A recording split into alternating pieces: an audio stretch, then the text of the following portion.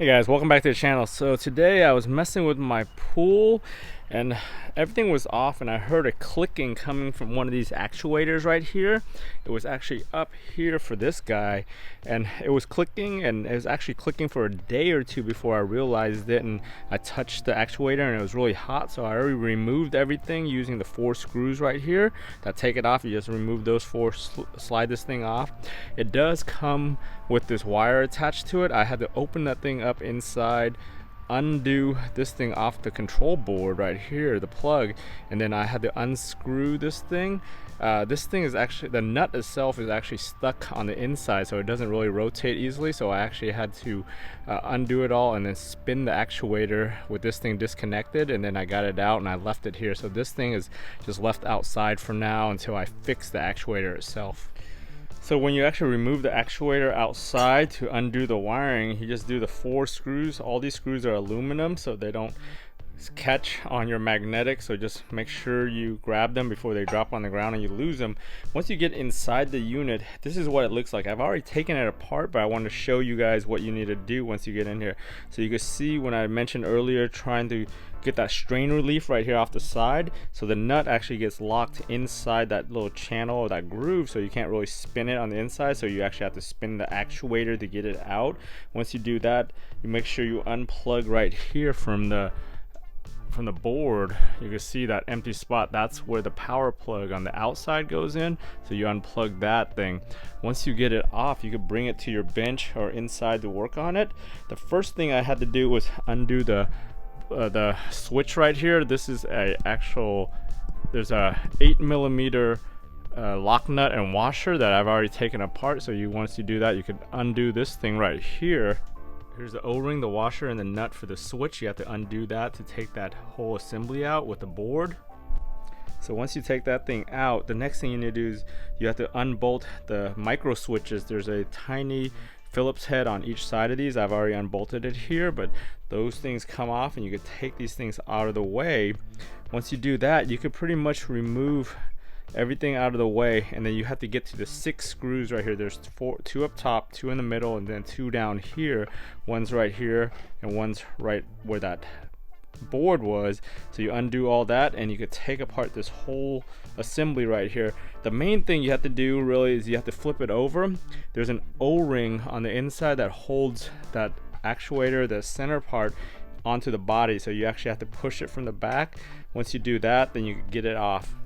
So here's all the screws, and those are the tiny micro switch screws right there. So you want to just keep those somewhere because they're all aluminum and they're gonna fall somewhere and you can't magnetically get them back. So the little yellow capacitor comes with this foam right here too, so you want to keep that off somewhere so you can put it all back together when you're done. So once you pop that side off, you can see there's an O-ring and a little red bushing right there. So that right there holds it in place and seals the bottom right there. So you gotta push that through because that's what keeps it on once you unbolt those 6 screws. Right now I've taken all the gears out, but you can see the gear mark right there. There's one of the gears. Here's another one that goes here, and then the other gear is actually on the motor itself, which is right here, and that's your 3 gears right there. So that big main one is the center one that drives the actual center actuator, and then these are 2 planetary gears that kind of go around to the motor right there. So what I discovered when I cleaned up all the grease, it's soaking super clean right now just to clean up. I noticed this gear right here is all eaten up. You can see kind of you got some teeth, but a lot of them were all eaten up and corroded. This side right here, the little gear, which is mated with that big gear right there, you could tell that it's all eaten up too. So that's what caused the failure of the gears in this thing.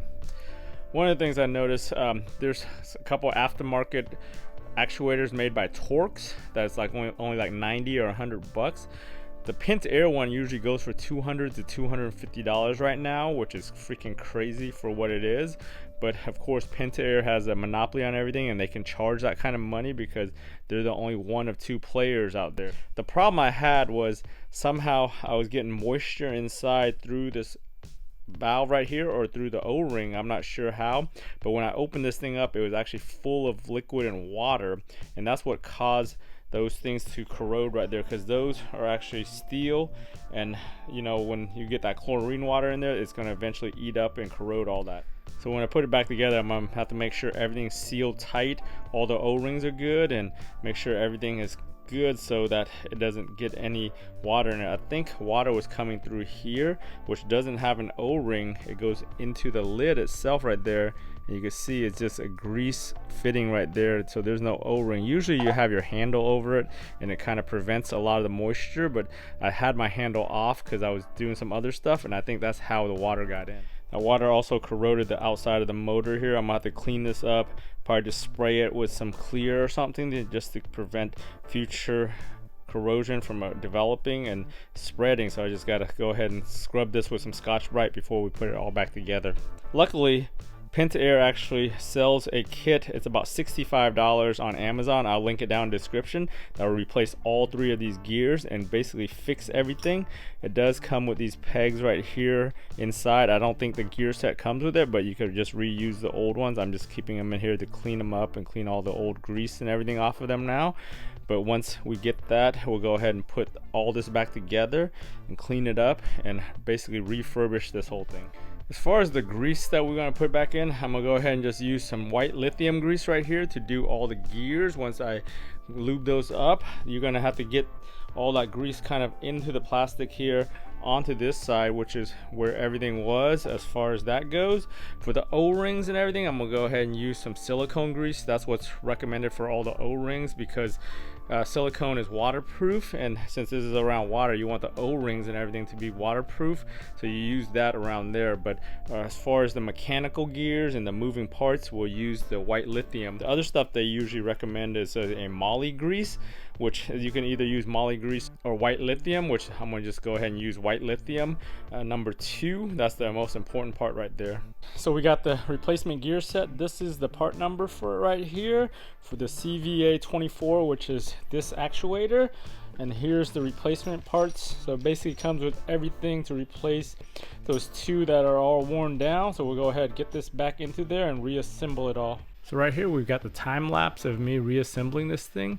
So the first thing I did was just basically grease up all the parts with the lithium grease so I could get it all back together. I took apart the O-ring and that bushing to get the first big gear on, and then I put some silicone grease around those O-rings just to make sure everything was greased up before I continued the rest of the gears on here, just getting them in place, making sure everything's in the correct position. Once we get all the gears back in place, I went ahead and reattached the motor here. I did coat it with a black rust resistant paint just to make sure it doesn't corrode or spread. So I'm taking off all the tape because I taped up all the labels in case in the future I need to replace these motors and I know the part number for them. So we go ahead and just continue re-greasing everything, getting it all back together. Right here I forgot to actually grease the inside gears as I was putting it back together, so I went ahead and re-greased everything. Make sure you get plenty of grease inside of there, so that way when it spins it just spreads inside the gear part. After we confirmed that it's all greased up and everything snaps into place correctly on the back side of this thing, we go ahead, reassemble the 6 screws that hold this thing to the bottom of the housing, and then I start getting all the micro switches and all the wiring in place to make sure that we connect it back to the board. So just here you gotta be careful, make sure all your pins and your terminals are in the correct spot and they don't interfere with the edge or the O-ring as you put it back together. So right now we prepare to get the switch back in, so I make sure I get that thing back in with the O-ring, the washer, and the 8mm just to make sure that thing's screwed down tight so the board is in place. Once we get that board in place, we'll go ahead, get all the wiring routed through and plugged into the correct terminals. There's only one way that all these terminals go in, so you don't have to worry about mixing them up as you plug them back together. Once we confirm all the wiring's good and everything's good, we'll go ahead and put some new silicone grease all around the gasket right here before we reassemble the top cover to the bottom and screw everything tight. I want to go ahead and add a little bit of silicone around all the edges so that way we grease everything up and it goes in properly. All right, we got everything back in, plugged up. Right here, this yellow wire along with that and that wire that comes in is gonna have a zip tie. I clipped it off the old one, so we're gonna go ahead and zip that on once we go back out there and put in that side wire right here that plugs up for the power back to the main board. So we'll go ahead, go outside and take care of this now.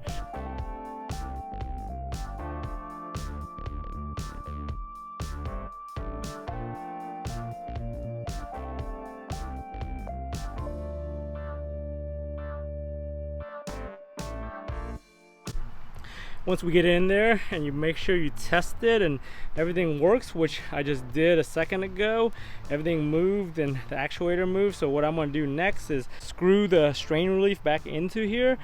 Since you can't spin the nut on the inside, you actually gets wedged in there. You actually spin this thing, so you actually spin the actuator around that, so that way it loops up and it tightens up.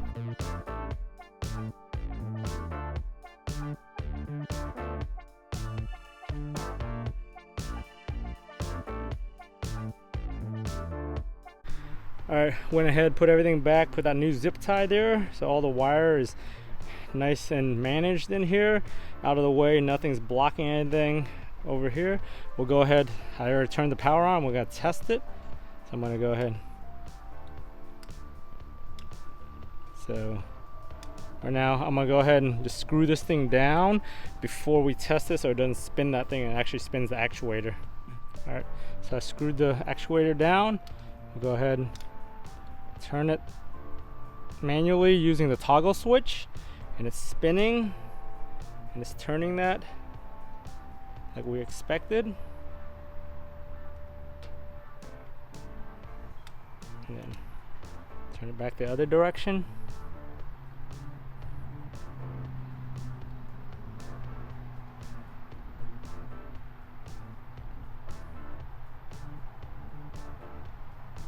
So we're pretty good here. I'm gonna go ahead, close everything back up and test it with a control system. Okay, everything's back together. Again, we'll test it manually using the toggle switch.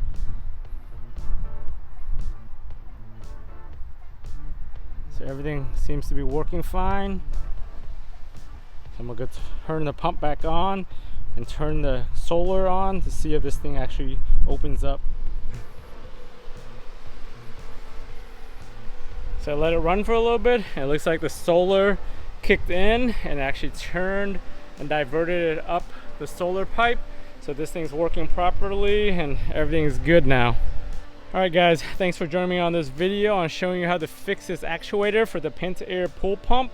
If you guys need any of these parts I use, go ahead and check out the links down in the description. I'll have a link to all the parts I needed and used on this project. If you haven't checked out my other videos on fixing pool pump and pool equipment, go ahead and check that out. I've got a series of videos for various fixes, including the LED lights, the control panel, the relays, and other things on this pool system right here.